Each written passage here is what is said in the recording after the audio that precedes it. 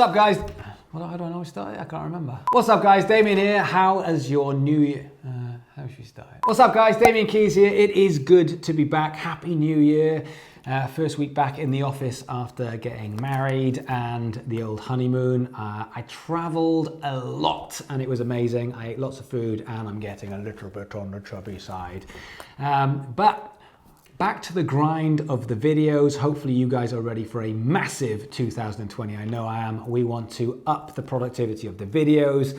We've started working on a documentary and it's very, very, very exciting. We were just discussing some stuff, so I'm very excited for that. But bigger and better things for right now. We are making a video on 5 goals for your band in 2020. So whilst I was away and whilst I was on the plane, I was looking at quite a lot of messages and comments from a lot of you guys of what you want to achieve in 2020. So I thought I would dive in, I would wade in and give you some ideas, some things that I feel like you should be setting your sights on for the next 12 months. Now for me, the 2 big words of 2020 is accountability and routine. These are 2 words that I am going to be banging on about for the next 12 months, and they feature very heavily in my top 5 goals for you and your band in 2020. So let's get started. Number 1 on the goals for 2020 for your band is to hit that like and subscribe button, because we are doing this every single day. No, but seriously, if you wouldn't mind hitting the old subscribe button, because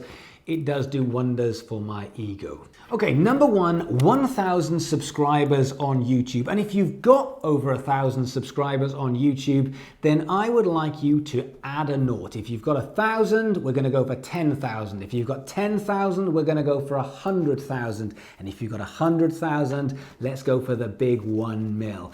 Now, whilst I've been working on this documentary over the last couple of weeks, I know I bang on about YouTube all the time, but it proves that I was absolutely right, because most of you guys are not taking your YouTube game as seriously as you can. There is money to be made within YouTube, and also there is long-term fans to be made from you making content on YouTube, being consistent. And I promise you, it is feasible for you to get 1,000 subscribers on YouTube in 1 year. I promise you that is feasible, because I've done it and I also helped other bands do this.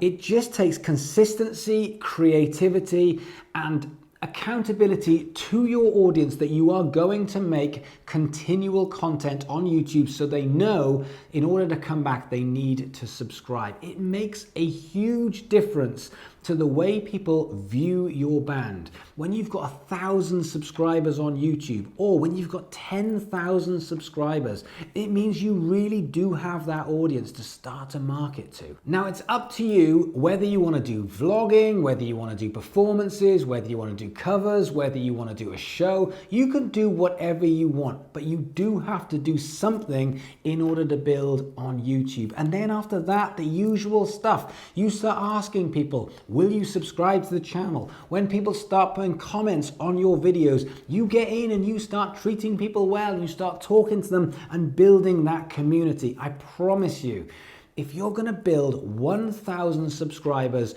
on YouTube, it will change the band's life. Goal number 2 for you is setting yourself a songwriting goal. I don't think I talked to one band or one artist in 2019 that felt they put enough time and effort into their songwriting. So I'm going to ask you that question. Did you? Did you put enough time and effort and write enough songs in 2019? This year, I want you to focus on writing more. The reason for this is because it's still at the forefront of everything that we do. When it comes to the marketing, when it comes to pushing music out and recording more music, you need to have the best songs possible. And what I see when I'm getting sent through stuff all of the time is the same thing. It's always good quality songs. But we can't afford to have a career based on good quality songs. We need that groundbreaking song that is going to project you to that point where everyone goes, oh, you're those guys, you're that band that did that song. because that career-defining song is so crucial, and you are not going to get there by luck. You're going to get there by experience of writing and writing and writing. So I want you to set a songwriting target, and it's up to you what you feel, but I feel like you need to get to the end of 2020 and be proud of how many songs you've written.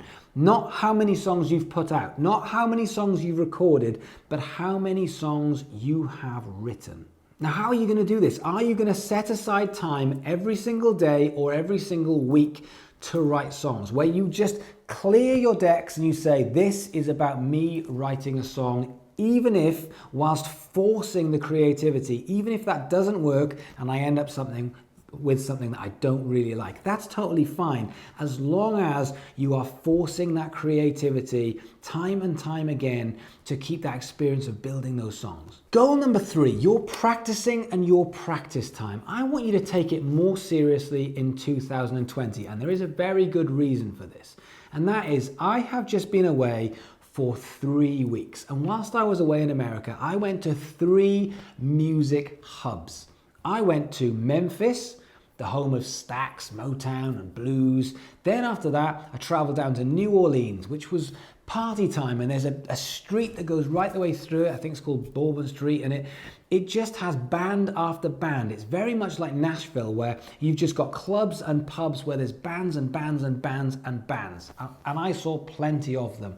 Then after that, I traveled across to Austin in Texas, and everybody told me, oh man, the music scene in Austin, you are gonna love it. It's just a musician's dream. And I traveled across to Austin, and again, band after band after band.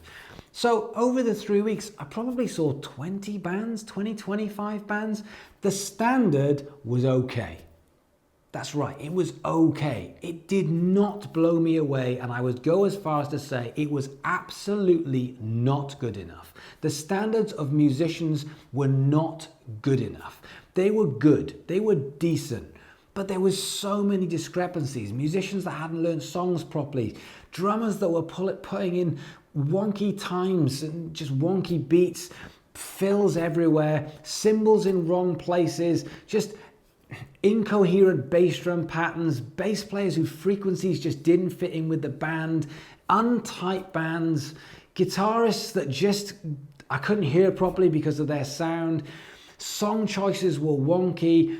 You know, I don't want to sound down, but we can do better than this. If we want to have a career as a musician and we want to have a career in a band, then you have to stand on stage and blow people away. And out of seeing 20 to 25 bands over 3 weeks, there were probably 4 musicians, not 4 bands, 4 musicians in the entirety of all the bands that I saw that I just thought, this one. But not a whole band. I didn't see one whole band that I was impressed with, if that makes sense. So I want you to take your playing more seriously in 2020. It is the easiest and quickest way to get noticed. Be better than everyone else. And how do you do that? You put time and effort into your practice. Let me ask you a question. How much have you actually practiced? I mean, properly practiced since you left college, or since you started college and all of a sudden you've got all of these deadlines with your coursework? How much time have you actually put aside every single day to get better and learn more as a professional player? This is the time where you can stop being good. You get ahead of the game by being great, by being in that 5 to 10% that becomes noticeable because you're better than everybody else. And I think now is the absolute time, because I think there's far too much good and there's not enough great. That needs to be your 2020 practice goal. Goal number 4, I want you to find an accountability buddy. Now, accountability is something I'm going to be banging on a lot about in 2020, but this isn't just achieving success. This is for your wellness. This is for your mental state as well as your success that you are working towards. Because it's so difficult being a musician and in a band in 2020, because you have so many things that you need to do, so many hats that you need to wear. And how do you measure success? It becomes very, very difficult. You are your own boss. You are accountable to yourself.